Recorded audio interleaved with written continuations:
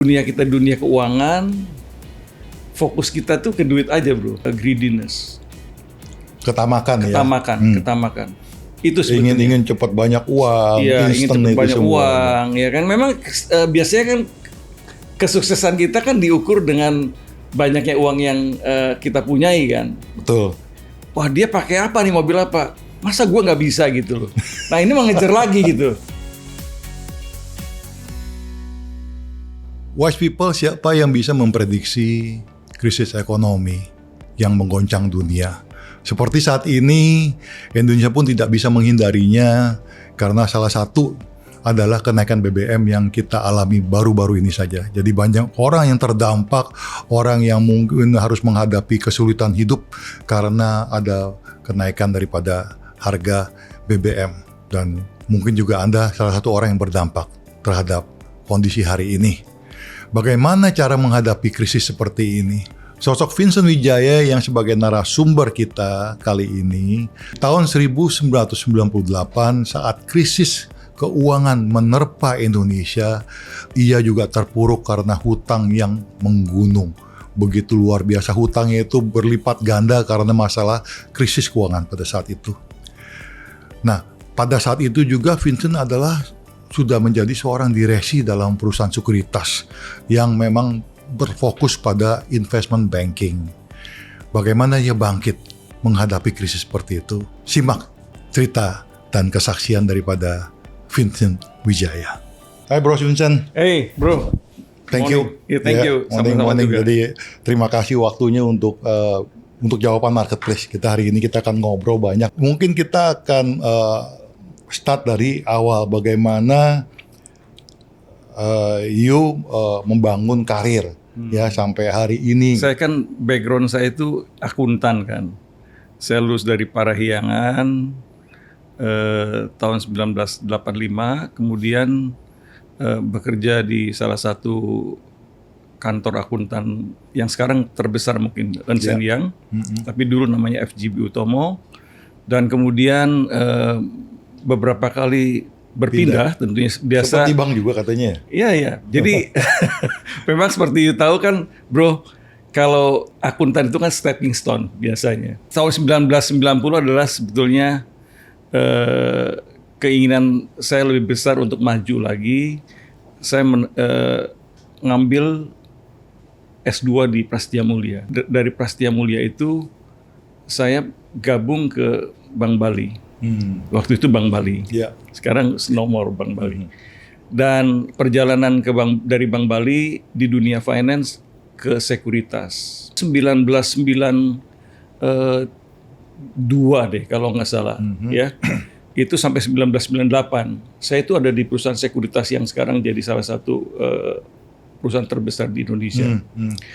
Nah, titik balik sebetulnya adalah ketika di tahun 1997-98 tadi. Dunia kita dunia keuangan, fokus kita tuh ke duit aja bro. Nah ini yang saya juga mau ingatkan kepada anak-anak muda. Untuk menjadi sukses itu baik, ya. Punya dream untuk sukses itu baik. Tapi jangan sampai pemikiran kita itu diokupasi oleh uang. Tanda petik sebetulnya kalau saya boleh ngomong greediness. Ketamakan. Itu sebetulnya. Ingin cepat banyak uang. Iya, ingin cepat banyak uang, ya kan. Memang biasanya kan kesuksesan kita kan diukur dengan banyaknya uang yang kita punyai kan. Betul. Terutama peer group kita nih bro, teman-teman yang sejawat kita. Wah dia pakai apa nih, mobil apa? Masa gue nggak bisa gitu loh. Nah ini mengejar lagi gitu. Semakin kita itu tinggi posisinya, itu tidak meniadakan keinginan untuk lebih besar lagi. Tanda petik lupa diri. Jadi mohon maaf pada waktu itu memang Tuhan juga mengajar saya bahwa lewat proses yang saya katakan tadi lupa diri itu, saat itu dalam posisi saya sebagai direktur IB, saya melihat ada satu potensi yang luar biasa dari suatu M&A bro, merger akuisisi yang terjadi. Dan kalau itu terjadi, karena itu terkait dengan perusahaan TBK, pasti saham itu akan melonjak luar biasa. Iya. Dengan keinginan ingin lebih besar, lebih kaya, lebih banyak duit, ya. Saya pinjam dengan fasilitas margin Trading. margin trading. Nah, gila-gilaan margin trading pada waktu itu. Kalau sekarang dibatasi 50-50 ya. Waktu itu dulu 90. Satu dapat 9 kan? 1,9. Jadi kalau modal kita misalnya 1 miliar, kita bisa minjem sampai 9 miliar Benar, kan, gitu kan. benar sekali. Paling kan ini kan 3 bulan udah selesai. 3 bulan ini kan kalau naiknya 2 kali lipat, 3 kali lipat, bunga 2% sebulan, Tercover. itu nothing, Iya, iya kan? tercover, Bayangkan, tercover. bayar cuman 7 atau 6-8% lah, maksimal 10%. Tapi investasinya bisa jadi 300%. Jadi 300%. Nah, tapi apa daya, bahwa apa yang kita planning bukanlah yang seperti Tuhan planning. Akhirnya apa yang terjadi tuh setelah itu? Nah, apa yang terjadi, kita tahu semua bahwa di bulan Mei itu Presiden Soeharto kan mundur. 98 ya? 98. Waktu itu terjadi goncangan yang sangat drastis lah saya katakan. Saya udah 2 hal yang kecekek. Pertama, portfolio saham drop, Ya. portfolio saham saya drop, pinjaman saya kena bunga 70-80%. Jadi ibaratnya gini, udah jatuh ketimpa tertimpa tangga, tangganya ada racunnya juga. Kalau boleh dikatakan begitu. Jadi betul-betul Is a multiple hit gitu Multiple ya. hit, Multiple betul. hit ya. Jadi memang indeks turun, harga saham anjlok, portfolio kita jadi hancur gitu kan. Hancur. Tadi harganya tadinya 1.000 bisa tinggal 30, bisa Iya, 30 iya. perak gitu kan. Ditambah bunga yang harus tahu-tahu naik dari yang normalnya hanya pada saat itu kalau bunga sebelum krisis mungkin sekitar 18% atau 14-an. ya belasan lah. Ya, belasan, Gitu belasan. Tahu-tahu but naik jadi 70%. Jadi 70-80%. bunga yang ditanggung itu mendadak harus ditanggung jadi 5 kali lipat bebannya. Betul. Kayak gitu kan. Luar biasa berat sekali. Setelah mengalami seperti ini, ya kan utang naik gitu. Terus solusinya gimana tuh, Bro? Saya udah coba dengan ekspertis saya, pengalaman saya, Koneksi juga mungkin. koneksi juga. Satu ketika saya itu berjumpa dengan seorang hamba Tuhan. Memang kebetulan hamba Tuhan ini spesial. Baru selesai 40 hari 40 malam, Bro. Puasa. Puasa. Puasanya nggak makan nggak minum loh. 2-3 hari kemudian, beberapa hari kemudian dia telepon saya. Dia katakan, saya dapat pesan dari Tuhan untuk Bapak. Apa? Menarik sekali nih, Bro Yunggi, pesannya. You believe it or not? Dia ngomong gini, Tuhan berkata kepada saya, kata dia, untuk Pak Vincent ngasih makan orang-orang miskin di daerah Jakarta Utara. Oh, spesifik tuh ya? Spesifik, Jakarta Utara selama 21 hari berturut-turut, dan harus ada daging ayamnya, dan Bapak harus memasang banner makanan dari Tuhan. Ya, jadi semacam shock juga itu, shock terapi. Secara pribadi, Bro Yonggi, ini apa kaitannya antara ngasih makan dengan menyelesaikan utang? Tapi saya belajar setelah selesai ini, Bro Yonggi, dari satu firman Tuhan yang luar biasa bagi saya, itu rema itu bagi hidup saya. Dari Mazmur 41 ayat 1 sampai 4. Di mana firman Tuhan berkata demikian. Berbahagialah orang yang berbelas kasihan kepada orang miskin. Betul. Tuhan akan memelihara nyawanya, Tuhan akan melindungi dia. Dan mereka akan disebut orang-orang yang terbahagia di bumi loh. The blessed on earth.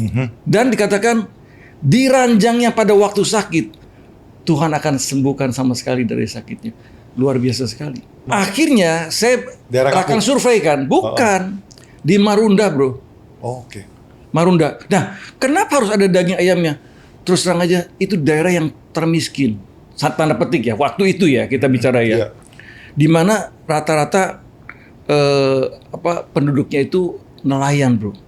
Beberapa mereka belasan orang lah. Saya wawancara. Dan mereka mengatakan, kami belum pernah mencicipi daging ayam. You bayangkan, ini Jakarta loh. Ya itu Dari rumah ke rumah apa mereka dikumpulin di satu tempat gitu untuk dibagi? Nah ini kita belajar satu hal, Bro Yogi. Kalau itu memang benar-benar pesan dari Tuhan, Ya. God will provide. Tuhan yang menyediakan. Nah, Jadi gimana waktu tuh ketika ceritanya? survei itu kita diketemuin dengan salah satu orang ketua RT yang punya tanah besar, Oh, oke. bener-bener, dan dia welcome sekali, sangat Terbuka, bantu, terbuka, pakai nih tanah saya pakai aja untuk tanah ngobrol. ini, dan nanti Pak kita akan juga inform RT-RT lain, Oh, dan luar biasa sekali. Dan saya dibantu oleh teman-teman dari gereja kecil di Bekasi, Bro, ya, yang biasa saya juga dulu melayani di gereja itu. setelah melakukan itu, terus nasib pinjamannya gimana Nah, nih? ini kan nggak langsung simsalabim langsung berubah gitu kan? gitu kan. Ya, Kira-kira a few months later lah, saya dipanggil oleh pimpinan tertinggi dari institusi keuangan tadi. ya tempat you mau minjam Ya, uang itu kan? tempat Yang saya dapat meminjam margin uang itu. trading Ya. gitu kan? Tempat yang memberikan margin facility tadi.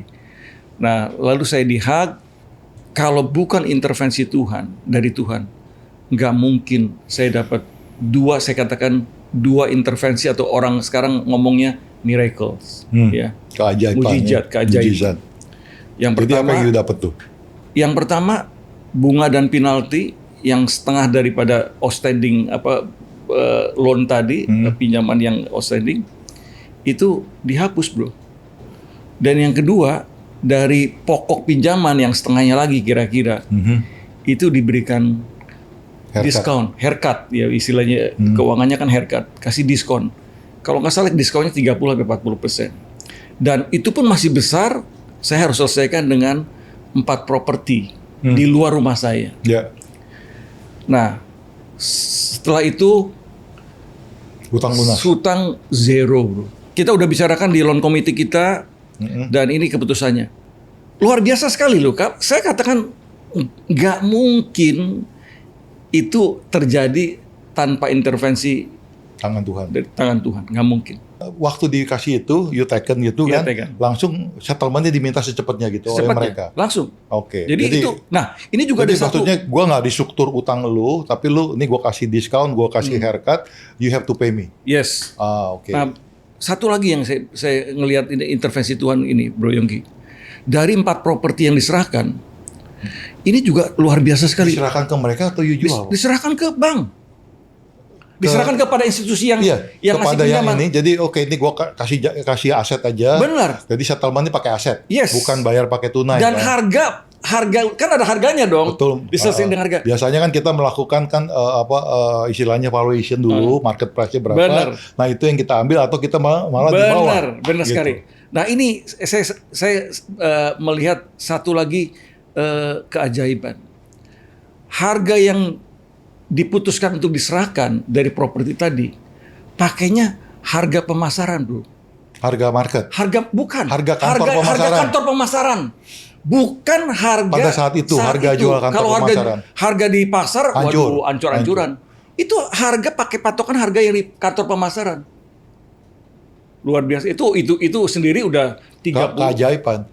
Karena memang waktu itu 98 krisis, setelah juga ada kerusuhan juga 98 kan, harga properti kan turunnya udah nggak kira-kira. Luar biasa. Di kompleks kita tinggal aja dulu harganya udah tinggal setengah tuh. Iya. Ya. Pada saat itu makanya kalau pada saat itu orang yang punya uang tuh enak bener beli Luar properti, beli mobil tuh murah-murah semua. Murah sekali. Gitu.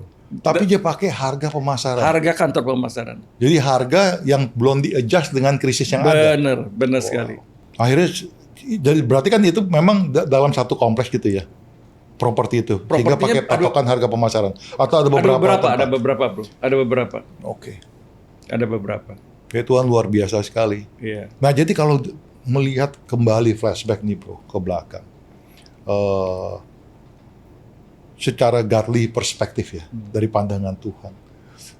Apa sih yang Bro Vincent lakukan itu? Saya kan baru sadar sebenarnya, aduh ini gue salah. Sebenarnya gue nggak ngikutin cara Tuhan. Nah, apa yang bisa dilihat dari situ tuh, Bro? Ini mungkin bahan pelajaran juga untuk bagi kita semua. Hutang itu adalah, kalau kita bicara firman loh, Bro, itu hutang itu adalah perbudakan. Di Amsal 22 ayat 7 dikatakan orang yang berhutang menjadi budak orang yang Betul. menghutangi. Itu firman Tuhan. Iya, iya.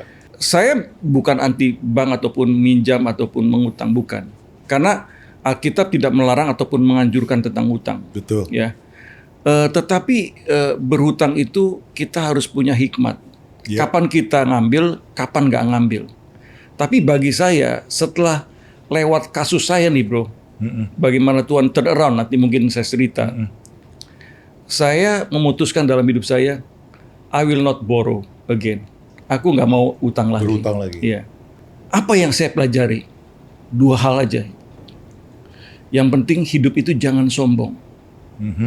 Saya waktu itu sebagai seorang direktur IB itu, investment banking, sombong sekali. Kayaknya gue yang ngerti semua deh, gitu ya. Dan yang kedua, jangan tamak. Satu lagi bro, yang karena ini satu lagi, yang saya sangat belajar, hidup itu harus punya compassion terhadap orang Sesama. lain. Sesama. Oke. Itu. Dari pelajaran yang ini Benar. semuanya. Dia three things lah ini. Gak usah sih kita itu tamak, ya kan? Kalau sesuatu itu, porsi itu udah jadi bagian kita, gak akan diberikan pada orang lain. Betul. Wise people, Anda mungkin hari-hari ini sedang menghadapi kesulitan. Mungkin seperti kita Pak Vincent tadi, Anda menghadapi hutang yang menggunung dan merasa tidak ada jalan keluarnya. Atau saat ini Anda menghadapi masalah dalam pekerjaan ataupun juga keluarga Anda. Kami ingin berdoa untuk Anda dan kami ingin mendukung Anda melewati masa sulit ini. Hubungi kami sekarang juga di nomor telepon yang ada di layar Anda atau klik link yang ada di deskripsi video. Bangun pagi, anak masih tidur. Pulang itu anak Malam, sudah anak tidur. sudah tidur. Ya. Dan sama sekali nggak ada pelayanan.